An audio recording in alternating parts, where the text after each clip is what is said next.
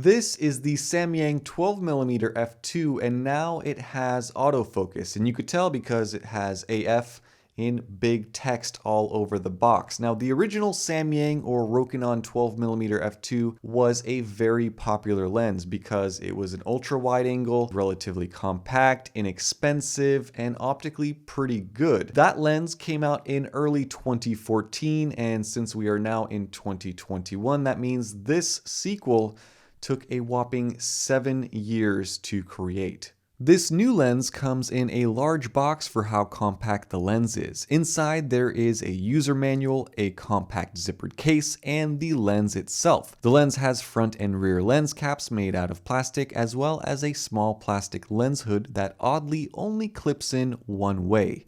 You can't reverse it for storage. The lens itself is very small and lightweight, coming in at 222 grams on my scale. Construction is surprisingly good. It is made out of plastic and glass, but it feels very good, solid, and well put together. At the rear of the lens, there is a metal lens mount, electronic connections for the autofocus, and some tiny text that shows that this lens was made in Korea. There's also a tiny rubber gasket around the mount here, indicating that this lens is weather sealed, although I can't tell if there is just one or more than one rubber gasket in this lens. Moving forward, it is labeled AF12/2E. The Samyang logo is on one side, and around the back, in case you weren't sure, it says that this lens is made in Korea, with bigger text this time. The entire body of the lens is taken over by this giant focus ring, and I have to say the texture is great. It looks good and more importantly feels nice and grippy to rotate. The focus ring is very well done. Obviously this isn't a manual focus lens and the focus ring is not mechanically linked to the optics inside of this lens, but for an electronic focus ring,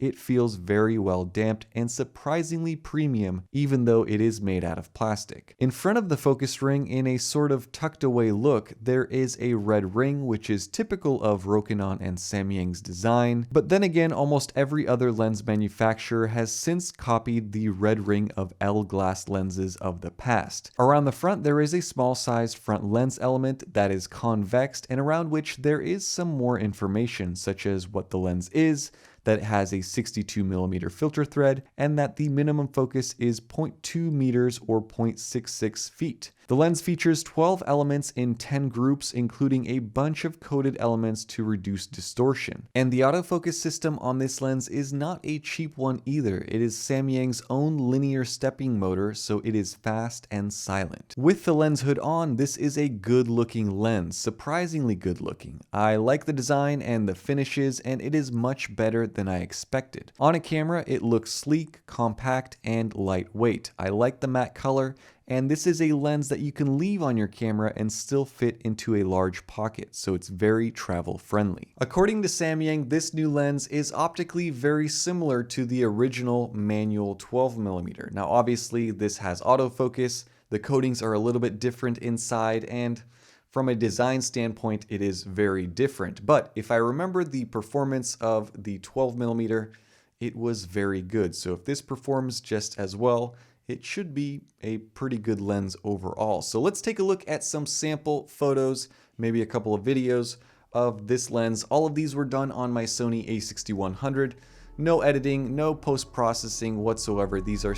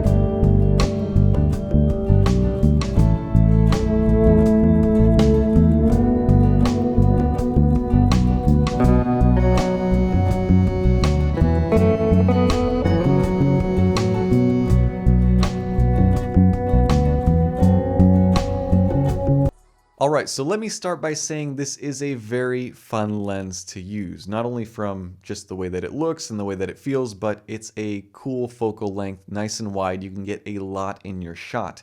And the performance is on par with what I remember from the original manual 12mm. It's pretty good.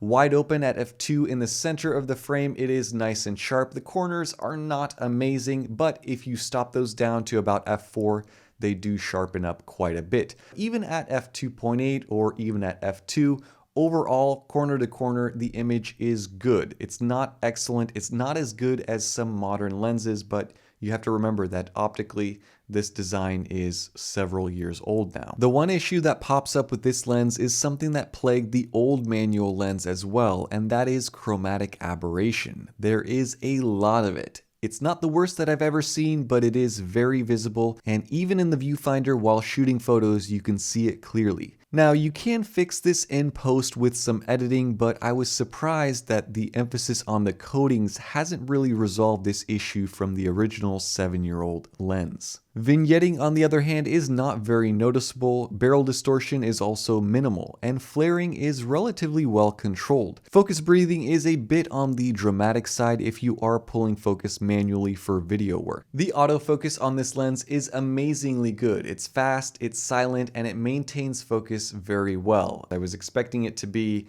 kind of the old style of where it would hunt around and make a lot of noise, and that is simply not the case with this lens. So that's a big thumbs up from me. So overall, I have to say that this is a great lens, and when you factor in the price of $399, I think it's also a good value for your money. Now, the question becomes, should you buy it? And that's a tough one because there are a lot of options out there. You could buy this lens, or you could spend about the same amount of money on the excellent, my favorite, Sigma 16mm f1.4, but that lens is not as wide as this 12mm. You could also spend double the money on the new Tamron 11 to 20mm f2.8 that I just recently reviewed, which is an optically superior lens because it has newer technologies and it's definitely sharper, especially in the corners, but again, it's double the price. Or you could spend about $250 on the original Samyang or Rokinon 12mm and just deal with the manual focus. But I personally would not recommend that. I don't think that saving $150 is worth it, especially because the autofocus system that you're getting for $150 more is such a good one with this lens. So I think that this is a pretty good value again for what you are paying for this lens. And if the old Rokinon and Samyang lenses are any indication, this lens will also have pretty stellar resale value. So if you do decide to move on and sell this, you should be able to recoup a lot of your money. So I do recommend it as long as you are aware of and you prepare yourself for the chromatic aberration, because that's really the only big negative with this lens. The rest of it is pretty brilliant. That is going to be it for my review of the Rokinon 12mm f2. I hope you guys enjoyed it and you learned something from it. As always, let me know down in the comments what your thoughts are on this lens, on its performance, whether you guys are planning on picking up one of these, or maybe you've already bought it because it was released several weeks ago. As always, thank you so much for all of your comments, all of your likes, and your support. If you're interested in buying it, I'll post some links down in the description below, so definitely check those out. Stay tuned for more videos, and have a nice day. Bye-bye.